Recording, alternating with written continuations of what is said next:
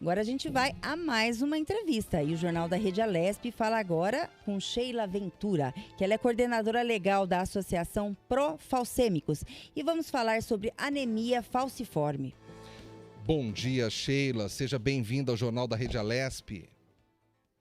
Bom dia, tudo bem com vocês? Tudo bom, e com você? Tudo bem, graças a Deus. Sheila, vamos começar esse nosso bate-papo aqui da seguinte forma. O que é exatamente, explique para o nosso espectador, o que é exatamente anemia falciforme? Então, a anemia falciforme, atualmente, usamos o termo doença falciforme, ela é hereditária, degenerativa crônica. E o que acontece? Chama-se falciforme devido à deformação nos glóbulos vermelhos do sangue.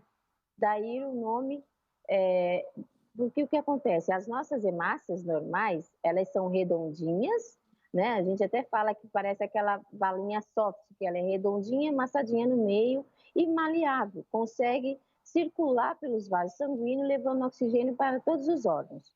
No caso da pessoa falciforme, eu também tenho essa doença, ela se transforma em meia-lua, né, um formato de foice, e ela fica muito rígida, muito dura.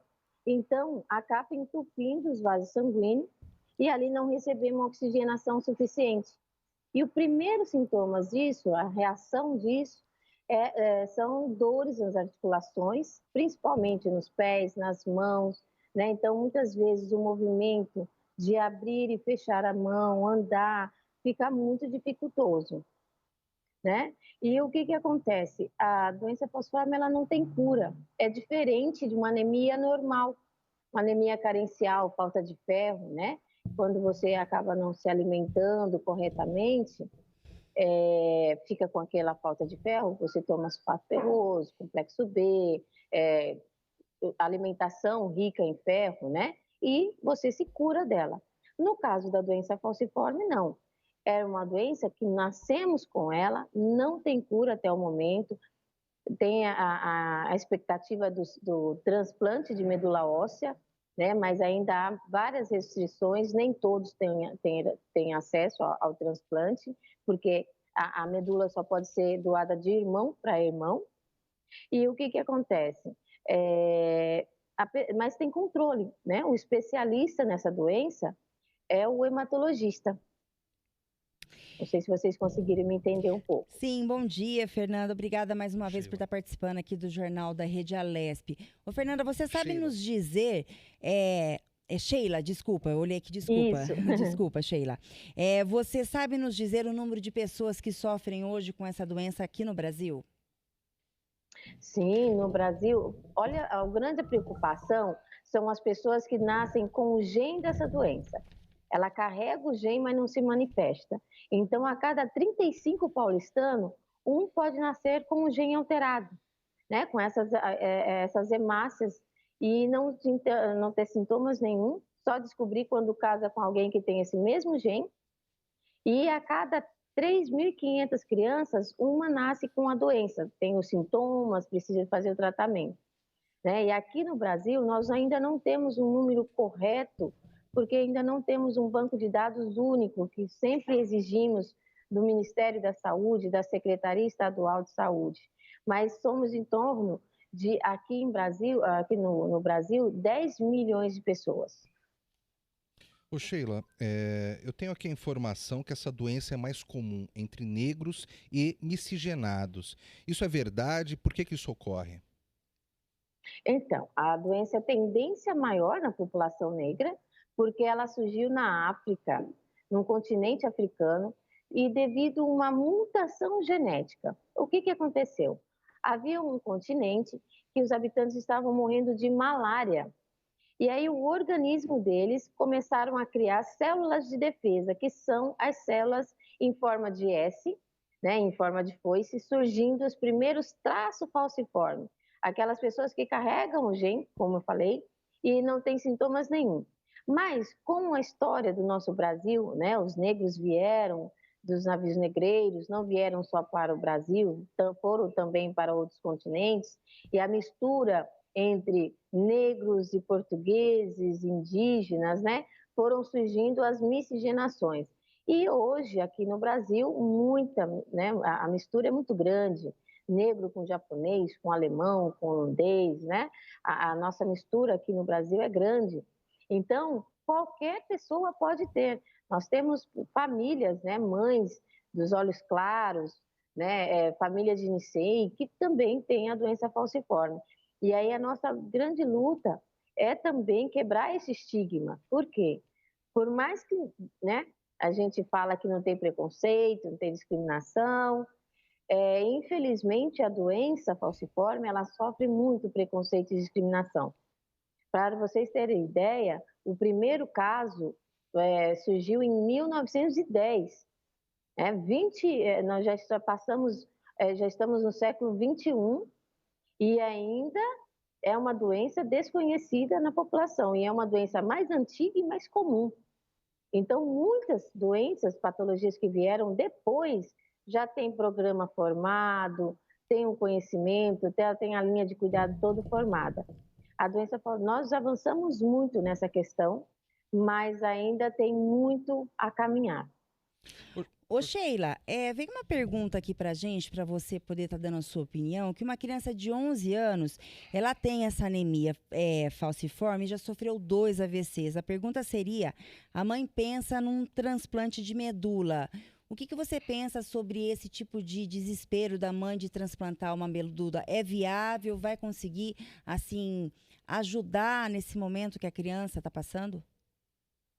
Então, o que acontece? Tem que ver se essa criança já chegou no ponto de não responder nenhum tratamento. No nosso caso, nós temos medicações como hidroxureia, né, transfusões de sangue. No caso dessa criança que já sofreu AVC, tem um protocolo que os médicos seguem. Então, assim, já antes do AVC, tem um exame que chama Doppler transcraniano, que indicava se essa criança teria a probabilidade, né, de ter ou não o AVC. Havendo isso, já começa com um tratamento alternativo, com essa medicação, ou então a chamada sangria, transfusões de sangue semanais. No caso dele, que já teve 2, como posso dizer, o transplante, se ela tiver um filho que seja compatível com essa criança, né? Mesmo que ele seja traço falciforme, tudo bem. Mas o que está acontecendo, e é uma coisa que a gente tem que trabalhar em cima, muitas mães acabam gerando outros filhos na esperança de ter um que seja compatível. E nisso acaba tendo 2, 3 filhos com a doença, né? Hoje está surgindo aí, por isso que tem que ter um pouco de paciência, a gente sabe que é desesperador, mas tem as terapias gênicas. O que significa isso? É trabalhar com a própria célula, a própria medula, né? Célula-tronco do paciente, da pessoa que vive com a doença. Então, eles vão pegar as nossas medulas, né? As nossas células, trabalhar nela, curar essa célula alterada e ela injeta no paciente novamente, aonde tem todo um termo técnico, né? Todo uma reestruturação no organismo. Mas são coisas que estão surgindo. Então, o que ela tem que fazer? Tem que conversar com o médico, tem que procurar outras informações. Se ela não tiver, se ela já tem um outro filho que não tem a doença, se ela já tem um outro filho que não tem a doença, tentar conversar com o médico para fazer uma investigação genética, né? Para saber se tem alguém na família que seja compatível a essa criança, aí já conversar, procurar pesquisa e aí sim dar encaminhamento do transplante. Se ela não tem um outro filho que seja compatível, tem que também conversar, pesquisar, porque corre o risco de ter outro filho com a doença, entendeu? Sheila, você é coordenadora legal da Associação Pró-Falcêmicos. Fala um pouco sobre o Isso. trabalho dessa associação, quando ela foi fundada e o que exatamente ela faz para ajudar aí as pessoas que sofrem com esse problema de saúde. Então, a PROF foi fundada em 25 de abril de 1998 por um grupo de pacientes que se encontravam, assim, esporadicamente no Hospital das Clínicas. E ao se encontrar em dia de consulta, de exames, eles começaram a observar várias dificuldades, né? Dificuldade de acesso ao tratamento, dificuldade no conhecimento do próprio médico, que às vezes estavam acompanhando, da medicação, né? De toda a limitação que a doença causa. E eles começaram a se organizar, chamar outros pacientes, outros familiares, né? E conseguiram chamar a atenção da Secretaria da Saúde, do Ministério da Saúde, trazendo as suas demandas. E a associação, ela trabalha justamente nisso, na família e na pessoa que vive com a patologia, principalmente no autocuidado. Por quê? A doença, ela causa várias complicações, mas se o paciente, a pessoa que vive com a doença, ela tiver um bom tratamento, uma boa qualidade de vida, alimentação, né? Ela consegue, sim, um tratamento adequado, com acesso aos exames, às consultas, os exames específicos, né? Porque não é só o hematologista que nós passamos. Também tem que passar pelo cardiologista, oftalmo, ortopedista, porque é uma doença que causa várias deficiências. Então, quanto melhor o tratamento, melhor será a qualidade de vida dela. Da questão do transplante, é a última opção, quando já não responde a nada do tratamento, né? E aí a PROF trabalha nessa questão de conscientização, a gente realiza rodas de conversa, agora com a pandemia que a gente está fazendo os encontros mais online, mas a gente realiza rodas de conversa, seminários, fazemos parte do conselhos de saúde, tanto municipal, estadual e nacional. Também presido o Fórum de Portadores de Patologias do Estado de São Paulo. Nesse momento de pandemia, a associação trabalhou muito com assistência, porque também muitas mães que têm crianças, assim como essa, que tem a criança de 11 anos, que já sofreu AVC, nós fomos considerados grupos de risco. Ele, no caso dessa criança, então, é muito mais risco. Então, a mãe acaba não saindo, muitas perderam o emprego, né? Porque passa de dedicar e quando os filhos se internam. Então, a PROF trabalhou muito com a questão da assistência, cesta básica, levando curativos para os pacientes que têm úlceras de perna, máscara, né, produtos de limpeza. E aqui na associação, a gente trabalha pelas políticas públicas de saúde, porque nós temos várias portarias, resoluções, mas infelizmente muitas delas acabam no papel. E a gente tem que fortalecer essa questão de estar colocando em prática, porque se o sistema não funciona, o impacto na qualidade de vida do paciente é muito grande. Sheila, e aqui na associação somos todos voluntários. Sheila, você falou uma coisa agora que eu achei extremamente importante. Leis, às vezes até existem, leis de proteção, de cuidado com pacientes dessa doença, mas você acha que na prática a coisa não acontece, é isso? Muita coisa fica só no papel e o paciente não tem o devido cuidado por parte da saúde pública? Isso mesmo. E o que acontece? Nós temos portarias, por exemplo, a 1391, que é de 2005, que institui, no âmbito do Sistema Único de Saúde, o atendimento, o acesso, né, a mais centros de referência às pessoas com doença falciforme. Mas, na prática, por exemplo, imaginem vocês, as crianças elas são diagnosticadas no teste do pezinho. Então, automaticamente, ela vai encaminhada para o centro de referência. Ali, ela fica até 15, 16 anos. Completou ali a fase da juventude, ela já não pode ficar naquele hospital infantil. Tem que continuar num hospital adulto, porque é uma doença que ela não tem cura, mas ela tem todo um controle. Mas o que está acontecendo? Essa falha, quando a gente fala da falha da prática da política, ao invés de ter aquela ligação entre o hospital pediátrico e o hospital adulto para a criança já imediatamente ser encaminhado, ela acaba voltando para o posto de saúde, né, para a unidade básica, e ali ter que aguardar novamente uma vaga num outro centro de referência. E muitas vezes isso acaba levando até de 6 meses a 1 ano. Então, esse rompimento no tratamento é o que pode causar sequelas. Hoje, nosso grande nó é na transição, quando a criança sai da parte infantil e vai para a parte adulta.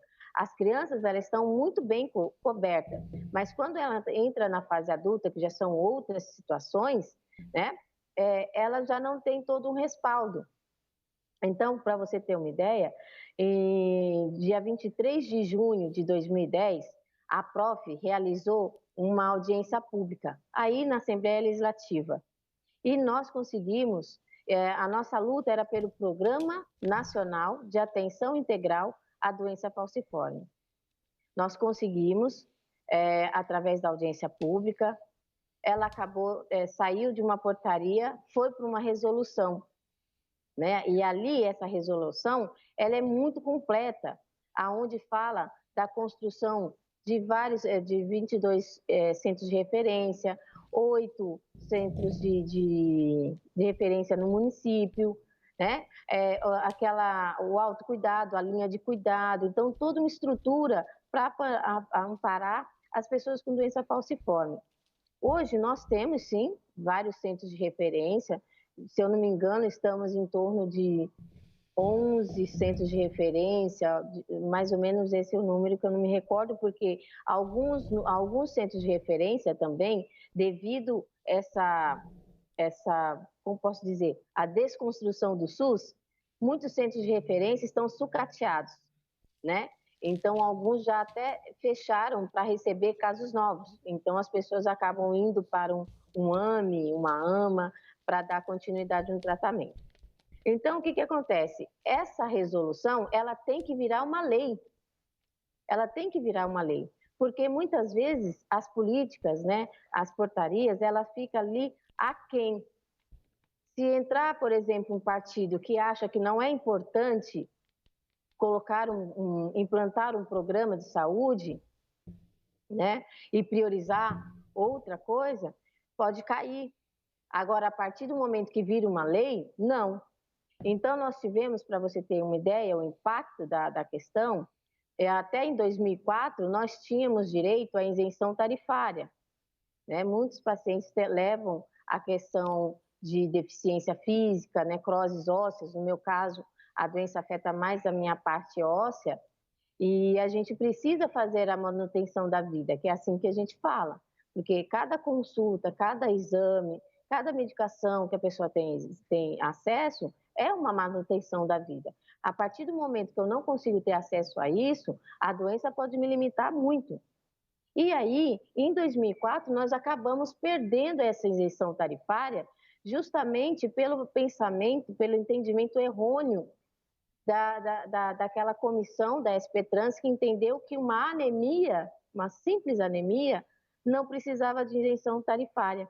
Inclusive, os próprios responsáveis, né, a direção, falou, bom, uma anemia vai comer direito. Você entendeu a situação? Então, a partir do momento que a gente tenha uma lei que assegure os direitos das pessoas com doença falciforme, deficiências e outras patologias, aí sim a gente vai ter uma cobertura. Mas até o momento, nós ainda não temos esse avanço. Sheila, a gente está quase chegando aqui no final da nossa entrevista, mas eu quero fazer uma última pergunta para você. Até por esse caso que a colega Lilian Busato trouxe aqui para a gente, de às vezes a mãe, a família do paciente ficar extremamente preocupado, não saber como agir, perder realmente o lado emocional, né? Ficar com dificuldades no lado emocional. Como que vocês da associação ajudam as famílias dos pacientes a saber lidar com esses problemas que o paciente tem no dia a dia, no combate à doença, né? Então, na realidade, né, a gente acaba, não é o combate, é a prevenção, né? E a gente ajuda na seguinte maneira, desculpa, está muito meio barulho aqui. Pode continuar. Nós ajudamos através de encontros, até mesmo presencial, essa mãe pode vir até nós, se ela não tiver condições, nós vamos até a residência dela, levar mais informação, como lidar, né? Se ela tiver com alguma dificuldade, Hoje tem as terapias alternativas que a gente pode tentar trabalhar junto com a unidade básica próximo da casa dela para fazer visitas domiciliar. Se o filho dela precisar de fisioterapia, a gente procurar outros meios. Aqui na associação também, com a questão de psicólogo, né, para trabalhar com a questão da mãe, e ela também interagir com outras mães que passam pela mesma dificuldade, porque nada melhor do que você conhecer pessoas que... Eu acho que teve algum problema, né? Caiu o sinal. Mas de qualquer forma, obrigada a Sheila Ventura Pereira. Sheila, você tá aí? Você nos ouve? Eu estou aqui, estou aqui. Conclua seu raciocínio, então, por gentileza. Então, e aí a gente faz esse acolhimento, porque muitas vezes a gente percebe que realmente a família fica mais prejudicada, mais impactada do que a própria pessoa que vive, né, com a doença. Por quê? Aquele risco da morte, aquela questão com a mãe ver o seu filho gritando com dor, e muitas vezes aonde ela vai procurar o atendimento, o pronto atendimento, não lhe dá a devida atenção, é muito complicado. Perfeito. Né? Então... Bem, Sheila Ventura Pereira, coordenadora legal da Associação Pró-Falcêmicos.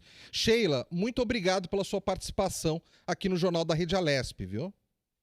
Ok, muito obrigada. Bom dia, bom trabalho.